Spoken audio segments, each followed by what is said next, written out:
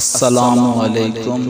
मैं आप सब से गुजारिश करूँगा कि एक मरतबा सूरत फातिहा और 3 मरतबा सूरत इखलास पढ़ के इनका सवाब उन मुसलमानों तक पहुँचा दें जो इस दुनिया फानी से जा चुके हैं।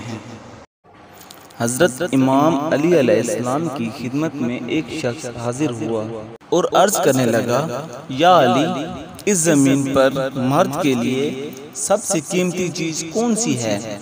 तो हज़रत अली अलैहिस्सलाम ने फरमाया, ऐ शख्स, इस ज़मीन पर मर्द के लिए सबसे कीमती चीज़ और सबसे बड़ी दौलत एक अच्छे किरदार वाली बीवी है।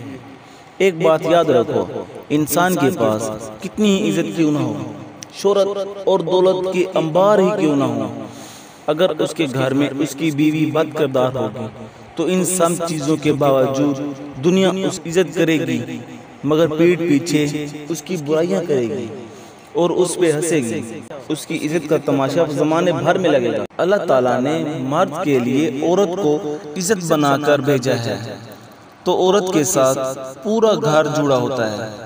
अगर औरत बद किरदार हुई तो दुनिया वाले सिर्फ औरत को ही नहीं बल्कि पूरे घर को बद किरदार समझेंगे।